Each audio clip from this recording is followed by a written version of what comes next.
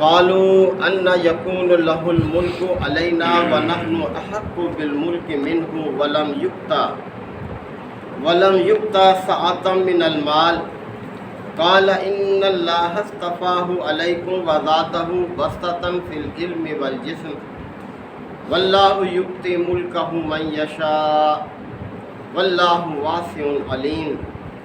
وقال لهم نبیہم ان آیۃ ملکہ ان یاتیکم التابوت فیہ سکینۃ من ربکم وبقیۃ مما ترک آل موسیٰ وآل ہارون تحملہ الملائکہ ان فی ذلک لآیۃ لکم ان کنتم مؤمنین صدق اللہ مولانا العظیم۔ حضرات، سورہ البقرہ کی یہ 33ویں رکوع کی اختتامی آیات ہیں۔ سلسلہ کلام چل رہا ہے کہ اللہ تعالیٰ نے اہل ایمان کی عبرت کے لیے، سبق حاصل کرنے کے لیے قوم بنی اسرائیل کی تاریخ سے یہ دو واقعات یہاں بیان فرمائے ہیں۔ پہلا واقعہ قوم بنی اسرائیل کے اس حوالے سے ہے کہ جب وہ مصر سے نکل آئے تھے تو پھر اللہ تعالیٰ نے انہیں 40 سال تک سینا کے میدان میں رکھا، اور پھر پرانے لوگ سب فوت ہو گئے اور ایک نئی نسل جوان ہوئی، جس کے ہاتھوں پھر اللہ تعالیٰ نے انہیں ایک علاقہ عطا کیا جو ان کا اصل علاقہ تھا، یعنی یہ فلسطین کا علاقہ۔ موسیٰ علیہ السلام کے وقت میں تو انہوں نے لڑنے سے انکار کر دیا تھا، تو پھر جو نئی نسل تیار ہوئی اس وقت اس کے پیغمبر حضرت سموئیل تھے، تو اس دور میں ان کو وہ علاقہ واپس ملا۔ یہ واقعہ اس لیے بیان کیا جا رہا ہے کہ اہل ایمان وہ رویہ اختیار نہ کریں جو قوم بنی اسرائیل نے اختیار کیا تھا، کیونکہ یہ آیات ہجرت کے دوسرے سال نازل ہوئی ہیں، اور اس کے ساتھ ہی ایک لمبا سلسلہ جنگوں کا شروع ہونا تھا مسلمانوں کا کفر کے خلاف، کہ وہ جان اور مال سے اپنے آپ کو ہر وقت تیار رکھیں اللہ کے راستے میں قربان کرنے کے لیے۔ تو بیان کیا جا رہا ہے کہ بنی اسرائیل نے یہ مطالبہ کیا تھا اپنے پیغمبر سے کہ ہمارے لیے کوئی بادشاہ مقرر کر دیں تاکہ ہم اس کی سرکردگی میں لڑیں اور اپنا وہ علاقہ واپس لیں اور ہمارے جو نوادرات تھے وہ ہمیں مل جائیں۔ یعنی ایک صندوق تھا جو کہ گم شدہ تھا بنی اسرائیل کا، اور وہ ان سے چھن گیا تھا، اور عمالقہ کی قوم جس سے ان کا سابقہ پڑا ہوا تھا ان کے پاس تھا۔ تو فرمایا کہ یہاں بنی اسرائیل کے حوالے سے کہ انہوں نے جب مطالبہ کیا کہ ہمارے لیے کوئی بادشاہ مقرر کر دو، تو فرمایا کہ وقال لهم نبیہم، تو ان کے نبی نے ان سے کہا ان اللہ قد بعث لکم طالوت ملکا، اللہ تعالیٰ نے تمہارے لیے طالوت کو بادشاہ مقرر کیا ہے۔ بائبل نے طالوت کا نام جو ہے وہ ساؤل لکھا ہے، اور یہ بنی اسرائیل کے قبیلے کا ایک 30 سالہ نوجوان تھا، اور اپنی قوم میں بہت قداور تھا، یعنی قوم بنی اسرائیل میں بنی اسرائیل کے لمبے سے لمبے شخص کا جو قد ہے وہ بھی اس کے کندھے تک آتا تھا۔ تو اللہ تعالیٰ نے طالوت کو بادشاہ مقرر کیا، اور بائبل کا ہی یہ بیان ہے کہ یہ اپنے باپ کے گم شدہ گدھے تلاش کرنے کے لیے نکلے تھے، اور جب یہ اس وقت کے نبی کے گھر کے پاس سے گزرے تو اللہ تعالیٰ نے بشارت دی کہ یہی وہ شخص ہے جسے اللہ تعالیٰ نے اس قوم کے لیے بادشاہ مقرر کیا ہے جو انہوں نے مطالبہ کیا ہے، لہذا وہ انہیں اپنے گھر لے آئے اور ان کے سر میں تیل ڈالا اور یہ اس طرح سے ان کی خدمت کی۔ تو یہ طالوت کو اللہ تعالیٰ نے ان کے لیے بادشاہ مقرر کیا۔ قالوا انا یکون لہ ملک علینا، تو بنی اسرائیل والے دیکھیں ان کی فطرت، کہنے لگے کہ بھلا یہ کیسے ہمارا بادشاہ ہو سکتا ہے، اس کو کیا حق حاصل ہے ہمارا بادشاہ بننے کے، وَنَحْنُ أَحَقُّ بِالْمُلْكِ مِنْهُ، جبکہ ہم زیادہ حقدار ہیں اس سے بادشاہ بننے کے۔ یعنی طرح طرح سے دیکھیں یہ اعتراض کرتے تھے اپنے پیغمبروں کے فیصلوں پر، اپنے پیغمبروں کے احکامات پر۔ یہ بھی ایک نصیحت ہے کہ پیغمبر جو کچھ حکم دے اس کو بلا چون چرا قبول کرنا چاہیے، اس لیے کہ وہ اپنی طرف سے کوئی حکم نہیں دیتا بلکہ اللہ کی طرف سے احکامات پہنچاتا ہے۔ اور اللہ تعالیٰ نے یہاں تک فرمایا کہ وَمَا آتَاكُمُ الرَّسُولُ فَخُذُوهُ، رسول جو کچھ تمہیں دے اس کو مضبوطی سے تھام لو، وَمَا نَهَاكُمْ عَنْهُ فَانْتَهُوا، اور جس چیز سے وہ تمہیں روکے اس سے باز آ جاؤ۔ لیکن ان کی فطرت ہی عجیب تھی اس کو، اسی لیے تو ان کو دنیا کی امامت اور پیشوائی سے معزول کیا گیا۔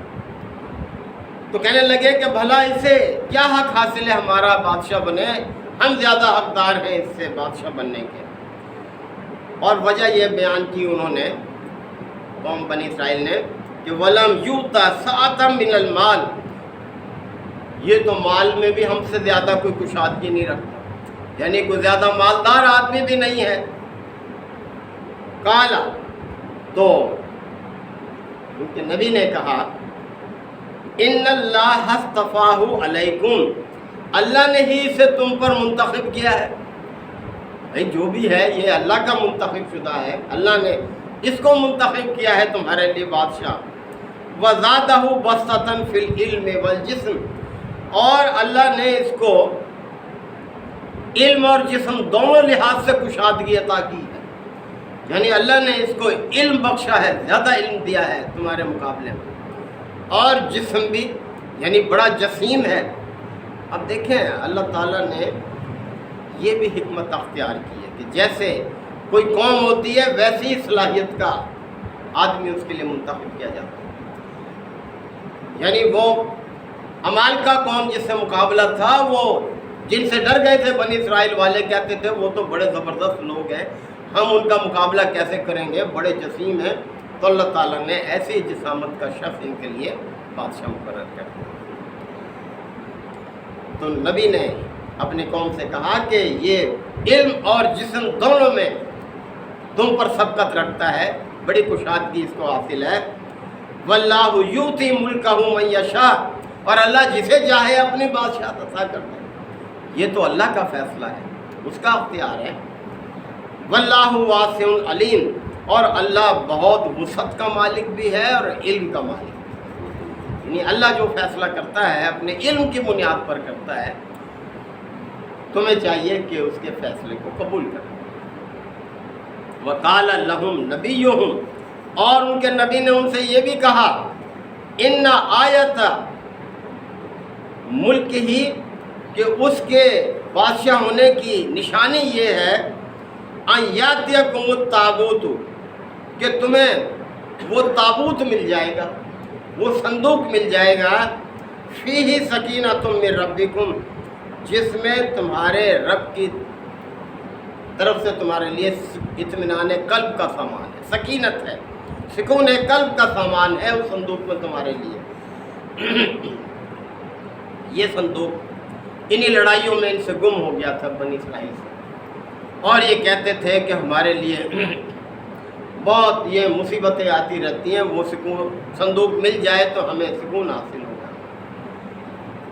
اور یہ عمالقہ کے قبضے میں تھا، وہ اس سے یہ ڈرتے تھے صندوق سے کہ اس کی وجہ سے ہمارے اوپر مصیبتیں آتی رہتی ہیں۔ اور بائبل بھی کا بیان ہے کہ انہوں نے ایک بیل گاڑی پر اس صندوق کو رکھا اور ہانک دیا کہ اب جہاں بھی جائیں گے۔ تو نبی نے ان کو کہا کہ تمہیں وہ صندوق مل جائے گا، اس قوم سے لڑو، تمہیں وہ صندوق مل جائے گا جس میں تمہارے لیے اطمینان قلب کا سامان ہے۔ اور یہاں یہ بیان کیا کہ وبقیۃ مما ترک آل موسیٰ و آل ہارون، اور اس صندوق میں وہ باقیات موجود ہیں جو آل موسیٰ اور آل ہارون کی چھوڑی ہوئی ہیں، وہ اس کے اندر موجود ہیں، وہ تمہیں مل جائے گا، یعنی ان کو تحریک دینے کے لیے کہ یہ لڑنے کے لیے آمادہ ہو کہ جب تم جنگ کرو گے تم کامیاب ہوگے اور تمہیں یہ صندوق جو ہے وہ مل جائے گا۔ اور اس میں وہ باقیات موجود ہیں جو آل موسیٰ آل ہارون کی۔ تو یہ بیان کیا جاتا ہے کہ اس صندوق میں وہ تختیاں موجود تھیں جن پر تورات لکھی ہوئی تھی، جو موسیٰ علیہ السلام کو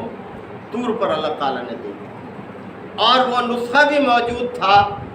تورات کا جو موسیٰ علیہ السلام نے کتابی شکل میں لکھوایا تھا ان تختیوں سے، وہ بھی۔ اور اسی طرح سے اس صندوق میں حضرت موسیٰ علیہ السلام کا وہ عصا بھی تھا جو کہ معجزہ کے طور پر اللہ تعالیٰ نے ان کو عطا کیا تھا۔ اور اسی طرح سے ایک بوتل بھی تھی جس کے اندر من موجود تھا، یعنی جو سینا کے میدان میں قوم بنی اسرائیل پر آسمان سے جو کھانا اترتا تھا، اس کا بھی کچھ تھوڑا سا حصہ اس بوتل کے اندر موجود تھا۔ تو یہ لوگ سمجھتے تھے کہ یہ ہمیں مل جائے گا تو ہمیں بہت آرام حاصل ہو جائے گا، تو ان کو یقین دلایا گیا کہ بھئی تمہیں وہ بھی مل جائے گا۔ اور یہ کہ اللہ تعالیٰ نے فرمایا تحملہ الملائکہ، اور اس صندوق کو فرشتے حفاظت میں رکھے، فرشتوں نے حفاظت میں لیا ہوا ہے، وہ تمہیں مل جائے گا۔ ان فی ذلک لآیۃ لکم، یعنی اسی میں تمہارے لیے ایک بڑی نشانی،